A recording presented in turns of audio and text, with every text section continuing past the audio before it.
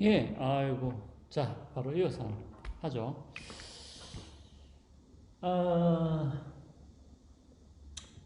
거의 우리가 이제 이렇게 여러분들 생각하면 조금 편할 것 같아요. 뭐 어떤 행동이 있는데 이것이 예를 들면은 뭐 우리가 도덕적으로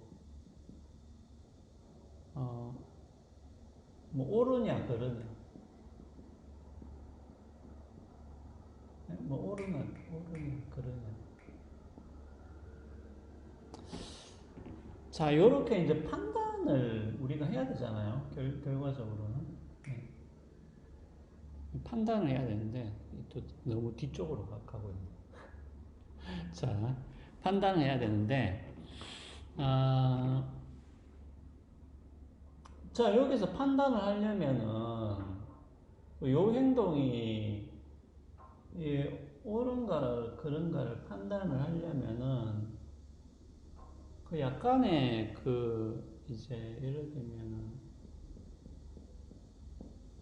뭐 규칙이라고 해도 되고, 뭐, 이제, 원리라고 해도 상관없죠. 요거에 따라서 이제 우리가 이제 판단을 이제 하게 되겠죠. 네, 판단하게 되겠죠. 어, 그런데 이제 요거를 어, 규정하는 그 이론들이 있을 수가 있겠죠. 네. 뭐 여러분들이 그래도 뭐 좀 들어본 것 중에서 뭐 공리주의 이런 거 있잖아요.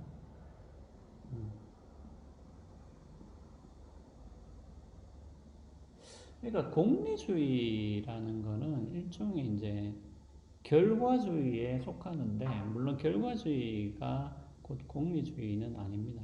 근데 이제 하여튼 결과주의에 조금 겹치는 부분이 있죠, 공리주의는. 그래서 그 당사자들의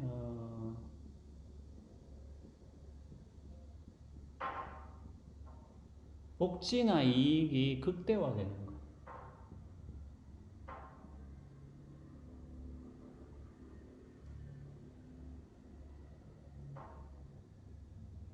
요것이 뭡니까? 요것이 어, 도덕적으로 옳거나 허용이 되는 것이죠.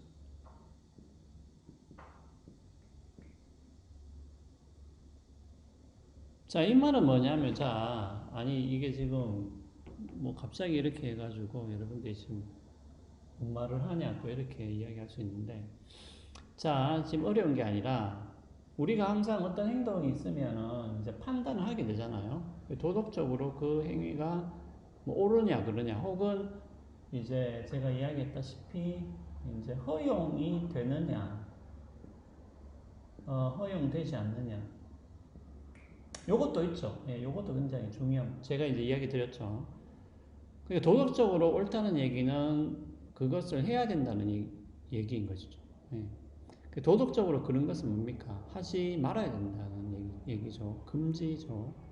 그 다음에 한 범주가 더 있다고 제가 이야기 드렸죠. 허용 가능성, 허용되냐, 허용되지 않느냐. 예. 이렇게 크게 어떤 세 가지 범주로 우리가 판단을 할 수 있습니다.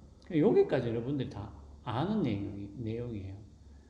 뭐 우리가 신문을 보든 뭘 하든 뭐 정치인이 무슨 일을 했다라고 했을 때 그것이 도덕적으로 과연 옳은 것인가 그런 것인가 아니면은 도덕적으로 허용되는 것인가 허용되지 않는 것인가를 우리가 자주 판단을 하게 되죠.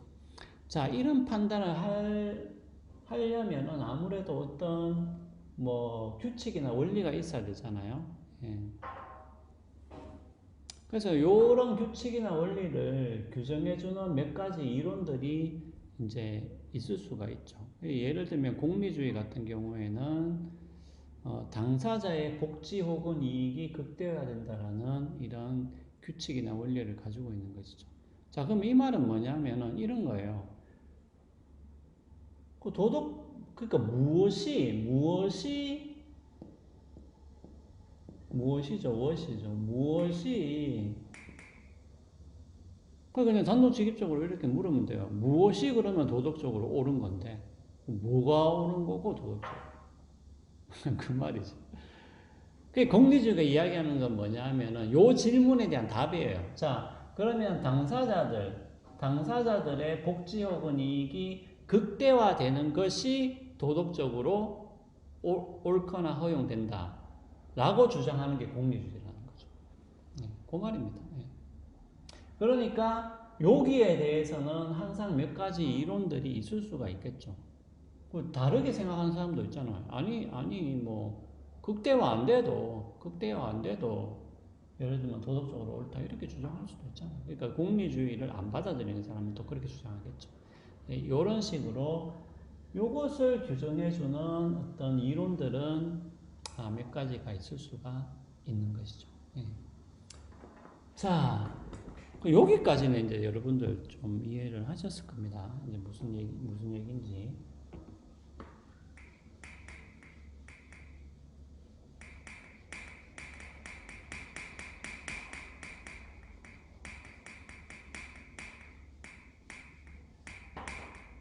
자, 그러니까 우리가 과학기술과 윤리를 할 때는 마찬가지예요. 예를 들어서 우리가 과학기술에 대한 굉장히 구체적인 어떤 사례들 같은 게 있을 수 있습니다.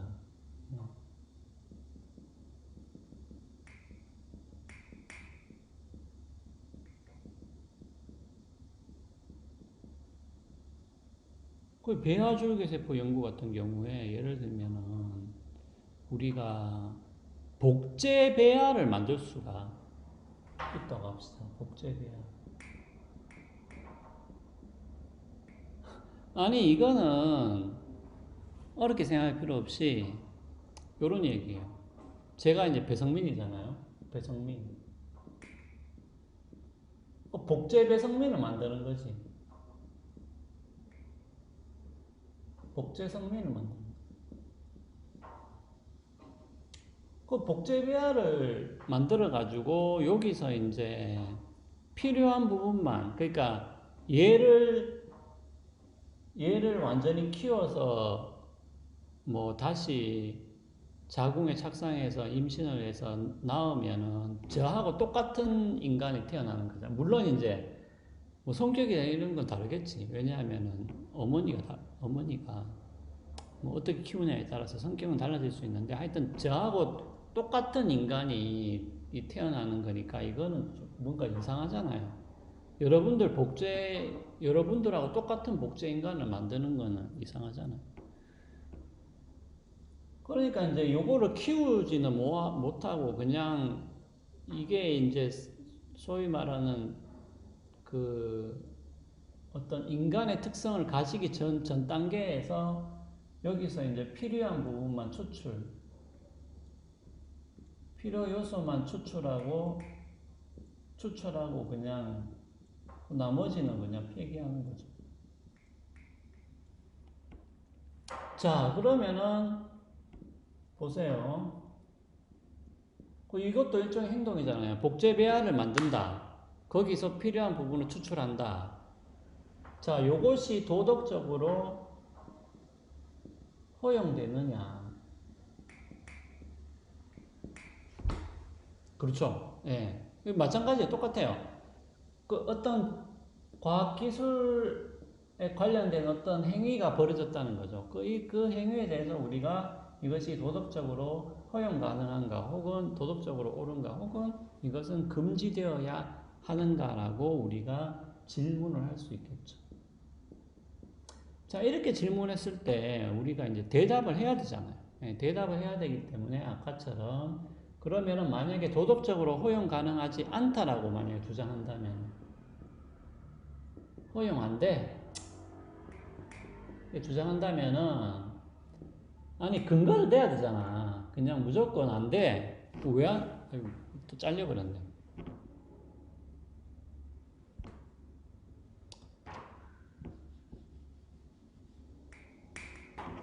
이제 근거를 대야 되는데, 그죠?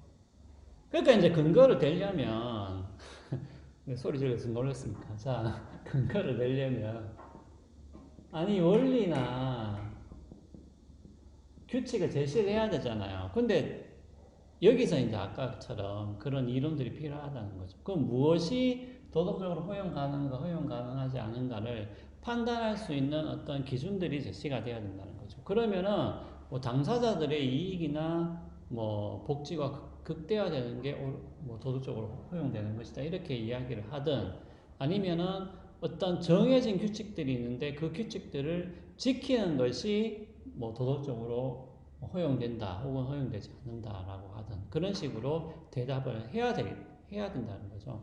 그렇기 때문에 근거를 대야 되고 우리가 만약에 허용 가능하지 않다라고 이야기했으면 근거를 대야 되고 이 근거를 다시 뒷받침하는 규칙이나 원리를 제시를 할 수 있어야 된다는 것이죠. 그래서 과학기술과 윤리에서 다루는 우리가 뭐 지난번에도 제가 이제 뭐 방법론이라고 해서 뭐 질문 뭐 개념 분석 뭐 이렇게 쭉 했는데 우리가 전체적으로는 바로 이런 식으로 그러니까 과학기술과 윤리의 특징적인 어떤 문제들 어떤 행동들을 우리가 추출해내고 이것이 과연 도덕적으로 허용 가능한가 허용 가능하지 않은가를 이제 우리가 판단을 해야 되는 거죠. 그러니까 이렇게 판단을 했다면은 우리가 그 근거와 원리들을 제시를 해야 되고 이 근거와 원리들을 제시를 하려면은 역시 뭐냐 하면은 아까처럼 그런 뭐 공리주의라든지 혹은 의무론이라든지 이러한 윤리 이론들까지 우리가 제시를 할 수 있어야 된다는 것이죠. 자, 그래서 과학기술과 윤리 부분에서는 대체적인 논의는 이제 이렇게 진행이 된다고 보시면 되겠습니다. 그러니까 큰 어떤 도식, 그 논의의 도식은 크게 어려운 건 아니죠, 사실. 어려운 건 아니죠. 단지 이제 요것을 이제 논의하는 거. 근데 과학기술과 윤리에서는 여러분들 보면 요거 두 가지를 다 논의해야 돼요. 당연히 이것만 계속 이야기하고 있을 수는 없잖아요. 그러니까 당연히 이런 기술적인, 전문적인 내용과 그리고 이런 윤리 이론적인 내용이 서로 결합되어 있는 게 이 과목의 특징이라고 보시면 되겠습니다.